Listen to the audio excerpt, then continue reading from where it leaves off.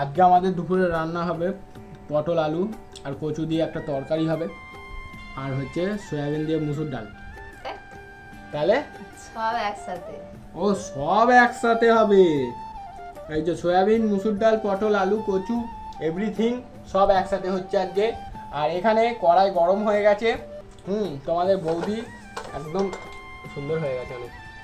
ঠিক আছে, তো যাই হোক, এবার রান্না শুরু করছে। ম্যাডাম দিয়ে দিল তেল। তো এই তরকারিটা আমাদের কালকেও হয়েছিল, তো আমি ওকে বললাম যে কী গো ভিডিও করলে না তো, এটা দেখালে না তো কাউকে। বলছে আচ্ছা ঠিক আছে আজকে বানাবে। তো আমি বললাম ঠিক আছে। ওইসব দিইনি, ওই সয়াবিন এইগুলো সব দিইনি। তা কী করে জানবো? তুমি খাওয়ালে আমি খেলাম, এবার তুমি রান্না করেছো কী দিয়ে সেটা তুমি জানবে। গোটা জিরে আর শুকনো লঙ্কা আর গোটা জিরে দিয়ে দিলাম। ফোড়নটা ভেজে নেবো ভালো করে। এবার কেটে রাখা আলু আর কচু দিয়ে দেবো।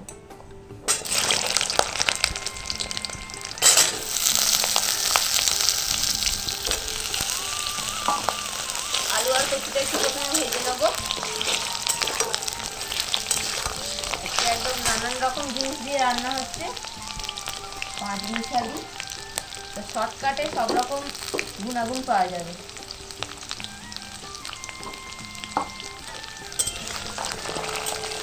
কচু আর আলুটা লাল লাল করে ভেজে নিয়েছি। এবার দিয়ে দেবো কেটে রাখা পটলগুলো।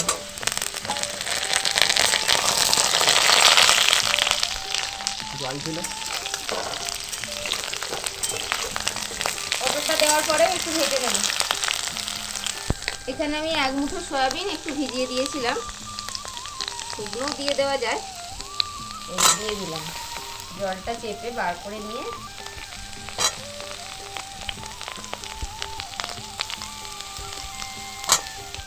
তাতে এখানে কিছুটা মুসুর ডাল আমি ধুয়ে নিয়েছি, এটাও দিয়ে দেবো।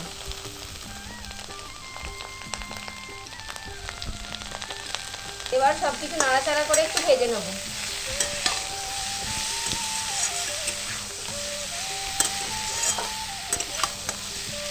তো দেখো সবকিছু কিন্তু একটু ভাজা ভাজা হয়ে গেছে।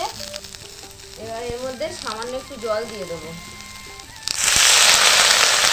এবার দেবো অল্প একটু লঙ্কার গুঁড়ো, অল্প একটু হলুদের গুঁড়ো, একটু জিরের গুঁড়ো।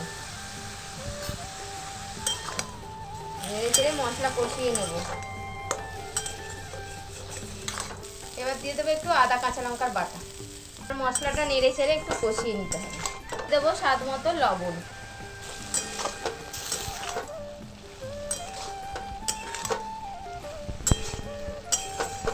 তো দেখো আমাদের সমস্ত সবজি ডাল একসাথে কত সুন্দর কষানো হয়ে গেছে।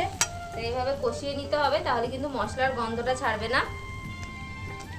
এবার আমরা দিয়ে দেবো পরিমাণ মতো জল।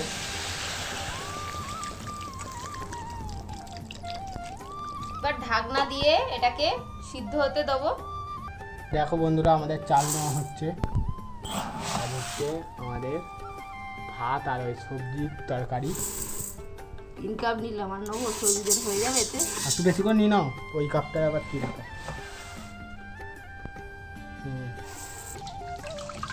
চাল দেওয়া হচ্ছে এখন।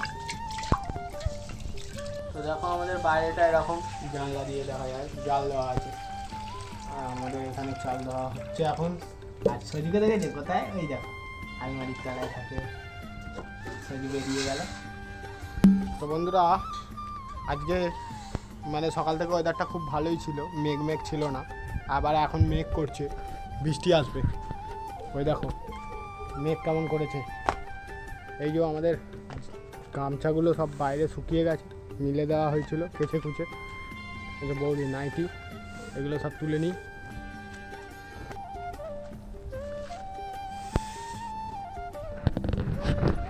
দেখো তোমরা অনেকেই বলো যে দাদা ভাই কিছু কাজ করে না, সেটা হচ্ছে আমি ঘরেতেই আমার অফিস, আমি ফ্রিল্যান্সারে কাজ করি।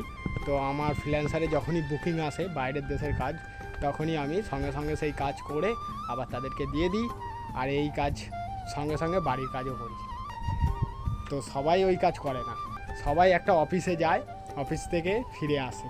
তো আমি যখন অফিসে যাব তখন আর এই কাজ বাড়িতে থাকবে না, এই কাজ হবে না। বাড়িরও দেখাশোনা হয়, আমার ভালোই হয়। ঠিক আছে, বাড়িরও কাজগুলো করা হয়ে যায়, আর আবার পয়সা কামানোও হয়ে যায়। আর তোমার বৌদির তো প্রিয় চ্যানেল আছেই, বর্ণালী নয়ন, সেখানেও আমি ভিডিওর হেল্প করে দিই। কি গো, এই মেলে দিলু, এই ওইখান থেকে নিয়ে এসে এই আমাদের বারান্দাতে মেলে দিতে হবে, জানো তো, তাহলে কোনো সমস্যা হবে না। এই যে এগুলো সব পরে এই ক্যামেরা ধরে রয়েছি তো, সেই জন্য মেলতে অসুবিধা হচ্ছে, কিন্তু আমি ক্যামেরা মানে করে ঠিক করে, হ্যাঁ ঢ্যাঁড়স ভাতে দিতেই তো বললাম, এটা প্রথম লাল্লার। এই যে আমাদের গাছে 4টে ঢ্যাঁড়স হয়েছিল, কি আর হবে 4টে দিয়ে, সেই জন্য ভাতের মধ্যে দিয়ে দিলাম, ভাতে খাওয়াই দিলাম। এটা গাছের প্রথম ফল, হ্যাঁ মানে গাছের প্রথম সবজি আর কি। এবারে ঢ্যাঁড়স আমি বসাইনি, মানে ওই আগের বারে ঢ্যাঁড়সের দানাগুলো ফেলে দিয়েছিলাম। তো দেখো বন্ধুরা, আমাদের পটল আলুর ঝোল এরকমভাবে তৈরি হয়ে গেল, ঠিক আছে। আর আমাকে বললো যে একটু খাবে, তো ওখানে আমাদের ভাত হয়নি, ভাত হচ্ছে, আর সঙ্গে একটু টেস্ট করবার জন্য একটুখানি দিল। তো আমি ওই টেস্ট করতে ভালোবাসি। আলু দিয়ে দাও, আলু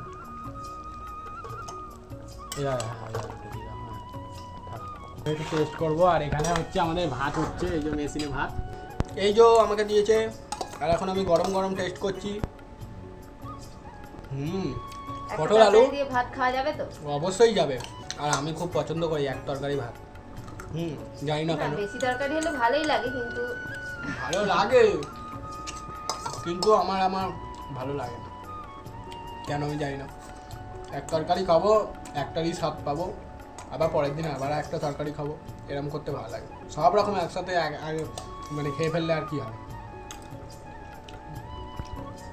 সব সেদ্ধ হয়ে যায়। আলুটা একটু করে নাও, সেদ্ধ হয়ে যাবে। সয়াবিন, পটল, কচু হেভি হয়েছে, আর এবং ডাল ভাত। আমাদের তরকারি রেডি হয়ে গেছে, নামিয়ে নেব।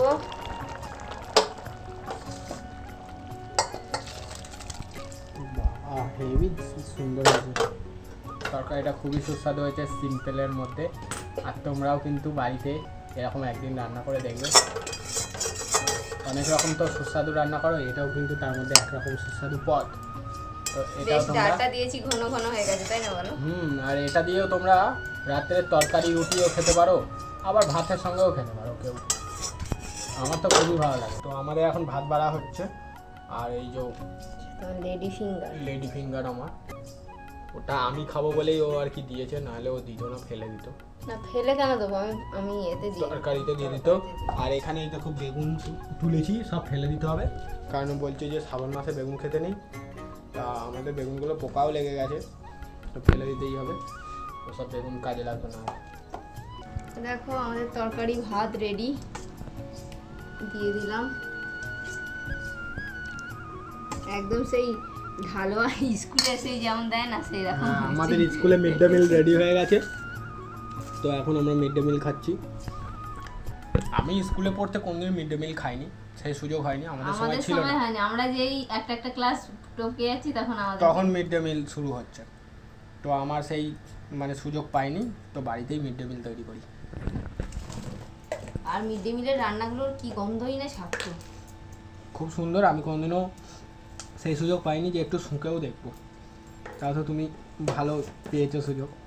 না শুঁকে আবার দেখার সুযোগ হয়নি, গন্ধটা পাওয়া যেত না নাকি? ধর আমাদের সেই সময় মনে হয় আমরা ছিলাম না মনে হয় স্কুলে। না হ্যাঁ ছিলাম, তোমরা খেয়েই নিয়েছো মনে হয় বাটি হাতে গিয়ে। ও না গো, স্যারেরা ঢ্যাঁড়স ভাতেটা নুন দিয়ে মেখেছি, কিন্তু খেতে ভালো লাগে, তুমি তো এমনি খেয়ে নিছো। এই যে ঢ্যাঁড়স ভাতে নুন দেবো না না। দেখো তোমাদের দাদাভাই ভাত খাওয়া শুরু করে দিয়েছে, এখন গরম ভাত খাওয়া হচ্ছে ধীরে ধীরে। আর এই যে আমার ঢ্যাঁড়স ভাতে, এত গরম যে আমি মাখতে পারবো না, এবার পাখা চালিয়ে খেতে হবে, না হলে তো এই ভিডিও করতে করতে পাখা চালানো যায় না। তো আমরা খেয়ে নিই, হেভি হয়েছে।